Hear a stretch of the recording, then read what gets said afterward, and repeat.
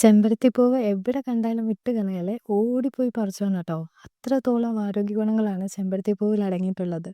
ഇന്ന് നമ്മൾ കാണാൻ നല്ല ഭംഗിയും ഉഗ്രൻ ടേസ്റ്റുമുള്ള നല്ലൊരു ചെമ്പരത്തിപ്പൂവിൻ്റെ ഹൽവയാണ് റെഡിയാക്കുന്നത്. ഉഗ്രൻ ടേസ്റ്റാണ്, അതിലുപരി ആരോഗ്യത്തിന് ഒത്തിരി നല്ലതാണ് കേട്ടോ. പീരീഡ്സ് ടൈമിലൊക്കെ ഉണ്ടാകുന്ന വേദനയും അമിത രക്തസ്രാവവും ഒക്കെ കുറയ്ക്കാൻ ഇത് സഹായിക്കും കേട്ടോ. വൈറ്റമിൻ സി അടങ്ങിയിട്ടുള്ളത് കൊണ്ട് ചെറുപ്പത്തിലെ കൊലാജൻ ഉൽപ്പാദനം മെച്ചപ്പെടുത്തുന്നു. കൊളസ്ട്രോളും ഒക്കെ കുറയ്ക്കാൻ ഇത് സഹായിക്കും കേട്ടോ. ഇമ്മ്യൂണിറ്റി വർദ്ധിപ്പിക്കാനും അങ്ങനെ ഒരുപാട് ഗുണങ്ങൾ അടങ്ങിയിട്ടുള്ളതാണ് ഈ ചെമ്പരത്തിപ്പൂവ്. അങ്ങനെ നമ്മൾ നല്ല ചുമന്ന ചെമ്പരത്തിപ്പൂവാണ് ഇതിനു വേണ്ടി എടുത്തേക്കുന്നത്. രാവിലെ പറിച്ച് വെച്ചതുകൊണ്ട് അതൊക്കെ വാടിപ്പോയിട്ടുണ്ട്. നല്ല ബുഷിയായിട്ടിരിക്കുവായിരുന്നു. അതെല്ലാം വൈകുന്നേരമാണ് എനിക്ക് ഉണ്ടാക്കാൻ പറ്റിയത്. ടൈം കിട്ടിയില്ല. അത് കാരണം അതെല്ലാം ഒന്ന് ചെമ്പരത്തിപ്പൂവിൻ്റെ ഇതളുകളെല്ലാം ഒന്ന് പിച്ചി വെള്ളത്തിലിട്ടിട്ട് നന്നായിട്ട് കഴുകി ഒന്ന് വൃത്തിയാക്കി എടുക്കുന്നുണ്ട്. അതിൽ പൊടിയൊക്കെ ഉണ്ടാവും. അതൊക്കെ ഒന്ന് കഴുകി വൃത്തിയാക്കി ഇനി നമ്മൾ ചൂടുവെള്ളത്തിലോട്ട് ഇത്രയും ഇതളുകളെല്ലാം ഒന്ന് ഇട്ട് കൊടുക്കുന്നുണ്ട്.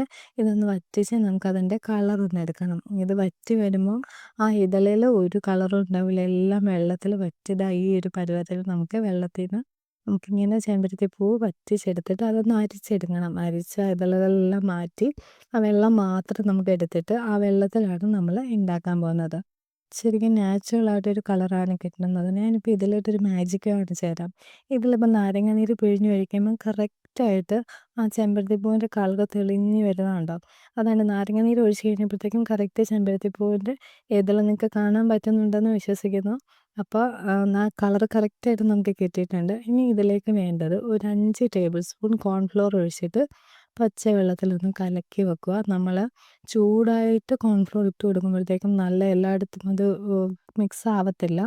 അതുകൊണ്ട് ഇങ്ങനെ നേരത്തെ വെള്ളത്തിൽ കലക്കി വെച്ചതിന് ശേഷം ആ മിക്സ് നമ്മൾ നേരത്തെ ഉണ്ടാക്കി വെച്ച് അത് തണുത്തതിന് ശേഷം ഒഴിച്ചു കൊടുക്കുക. അത് ഒഴിച്ച് കൊടുത്തതിന് ശേഷം നന്നായിട്ടൊന്ന് മിക്സ് ചെയ്ത് കൊടുക്കുക. ആ കോൺഫ്ലോർ എല്ലാം നല്ല രീതിയിലൊന്ന് മിക്സ് ചെയ്ത് കൊടുത്തതിന് ശേഷം എന്നിട്ട് വേണം ഇനി ഫ്രൈ പാനിലോട്ട് ഒഴിച്ചു കൊടുക്കാനായിട്ട്. ഇങ്ങനെ ഒഴിച്ചു കൊടുക്കുമ്പോൾ നമുക്ക് പെട്ടെന്ന് നല്ല കുറുകി കിട്ടും. അല്ലെങ്കിൽ ഇങ്ങനെ കട്ട പിടിച്ച് അവിടെ ഇവിടെ ആയിട്ട് ഇങ്ങനെ നിൽക്കും. ഇതാകുമ്പോൾ നന്നായിട്ട് കുറുകി കിട്ടും. നമുക്കൊരുപാട് ഗുണങ്ങളുണ്ട് കേട്ടോ. നല്ലൊരു നമ്മൾ ഹിബിസ്കസിൻ്റെയൊക്കെ ചായ ഉണ്ടാക്കി കൊടുക്കുകയാണെങ്കിൽ അത് ഹിബിസ്കസ് ടീ ഭയങ്കര വൈറലായിട്ടുണ്ടായിരുന്നല്ലോ. അതൊക്കെ ഉണ്ടാക്കി കൊടുക്കുകയാണെങ്കിൽ ഒരുപാട് ഗുണങ്ങളുണ്ട് കേട്ടോ. നമ്മുടെ വണ്ണമൊക്കെ കുറയ്ക്കാനൊക്കെ വെയിറ്റ് ലോസൊക്കെ നോക്കുന്നവരുണ്ടെങ്കിൽ ഇതെല്ലാം ട്രൈ ചെയ്ത് നോക്കിയാൽ ഭയങ്കര ഹെൽത്തി ആയിരിക്കും. ഒരാഴ്ച കൊണ്ടൊക്കെ നല്ല മാറ്റം വരും കേട്ടോ.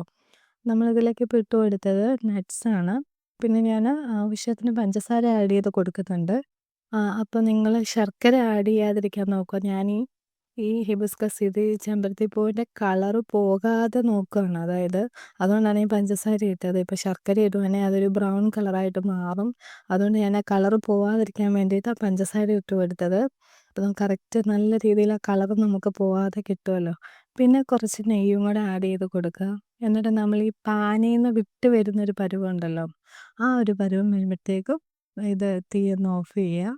അതായത് ഇങ്ങനെ ഈ ഒരു പരുവം വരും. പാനിൽ നിന്ന് ഇങ്ങനെ വിട്ട് നിൽക്കുന്ന പോലെ വരുന്ന ടൈമിൽ നമുക്കിത് എന്നിട്ട് നമ്മളിത് സെറ്റ് ചെയ്യാൻ വെച്ചേക്കുന്ന പാത്രത്തിലോട്ട് കുറച്ച് നെയ്യോ എണ്ണയോ നേരത്തെ തടവി വെച്ചിട്ട് അതിലേക്ക് ഇത് ഒഴിച്ചു കൊടുക്കുകയാണ്. നമ്മുടെ ഹൽവ റെഡി ആയിട്ടുണ്ട്.